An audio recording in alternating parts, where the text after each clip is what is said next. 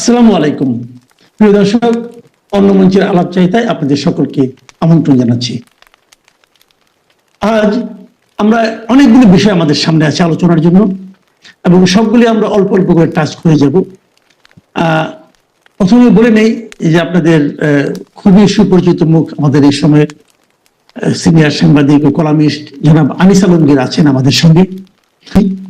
জনাব আনিস আলমগীর, জনাব আনিস আলমগীর, আমরা কয়েকটা বিষয় নিয়ে কথা বলতে চাই। এই বিষয়গুলো এই মুহূর্তে বেশ আলোচিত হচ্ছে। প্রথমে একটা ছোট বিষয়, সেটা হলো যে টকশোর জগতে মোটামুটি পরিচিত মুখ এবং অধ্যাপক ডক্টর নাজমুল হাসান কলিমুল্লাহ, উনি আবার লেফটেন্যান্ট কর্নেল বটে।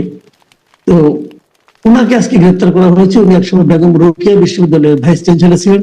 ওই সময়ের ওনার কিছু দুর্নীতির ব্যাপারে দুদক গত জুন মাসে ওনার বিরুদ্ধে একটা মামলা করে, সেই মামলায় ওনাকে গ্রেপ্তার করা হয়েছে।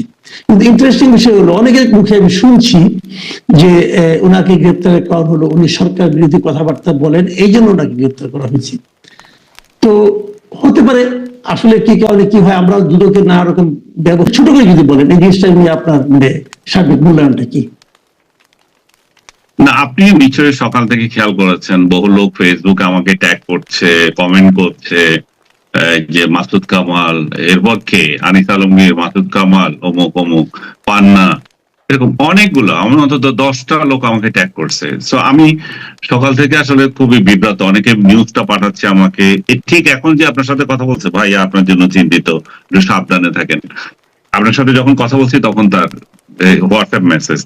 এইটাই সারাদিন চলতেছিল আমার সঙ্গে, যে কাল রাতে এবং দিনে।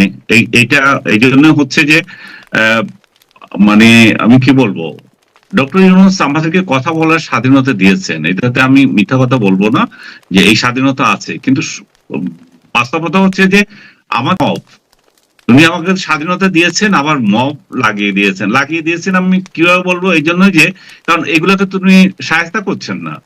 ইভেন আমি আশ্চর্য হচ্ছি, উনাকেও গালাগালি করে যারা লিখছে, একজন আমি নিউ ইয়র্ক থেকে, উনাকে গালাগালি করছে, আবার আমাকে বলতেছে আনিস আলমগীর কিভাবে বেঁচে আছে, বেঁচে আছে হত্যা করাটা টার্গেট। ডক্টর ইউনূসকে গালি দিচ্ছে, আমাকে গালি দিচ্ছে, যাকে যখন ইচ্ছা গালি দেওয়া যাচ্ছে, পলাতক ইউটিউবাররা। তো এরা যদি এভাবে গালি দিতে পারে, দেশের মধ্যে যদি কথা বলার জন্য এই যে আজকে যে ঘটনাটা ঘটলো, যে আপনার গত রাতে যেটা আর কি, যে গাজীপুরে যে একজন সাংবাদিক, তুহিন নামে একজন সাংবাদিক, একটা পত্রিকার রিপোর্টার, সে ওইখানকার বোধহয় ঢাকায় স্টাফ রিপোর্টার, প্রতিদিনের কাগজ এবং গাজীপুরের রিপোর্টার হিসাবে কাজ করতো, তাকে প্রকাশ্যে অস্ত্র দিয়ে ধাওয়া করে কুপিয়ে হত্যা করছে।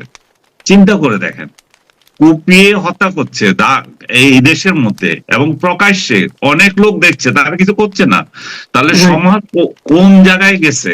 সমাজের আর কত পতন হলে বলবো যে আমরা আইন শৃঙ্খলা পরিস্থিতি খারাপ না, মানে আর মানে মানে এর থেকে কত খারাপ হলে সরকার নিজে স্বীকার করবে যে আইন শৃঙ্খলা পরিস্থিতি খারাপ না?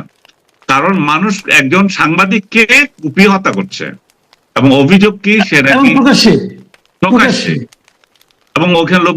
তো এই যে বিষয়টা, কলিমুল্লাহকে গ্রেপ্তার, এই যে লোকগুলো এইভাবে যে সাংবাদিকদের নির্যাতন, কথা বলার যে একটা ভয়, সবগুলো মিলিয়ে উনি যে ডক্টর ইউনূস যে বলছেন যে আপনারা কথা বলতে পারেন, সেটা আসলে বাস্তবে রূপ নিচ্ছে না।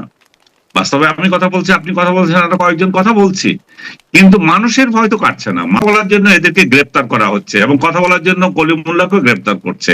এবং এটার একটা কারণ হতে পারে, কলিমুল্লাহর বিরুদ্ধে অভিযোগ, রাতের ভিসি থাকাকালে উনি অনিয়ম করেছেন, প্রায় 4 কোটি টাকার মতো ওনার আত্মসাতের অভিযোগ। আজকে দেখলাম যে মামলা, ওনাকে একা পরে নিয়ে গেছেন, জেলে দিয়েছেন, সবকিছু আইন মতোই হচ্ছে।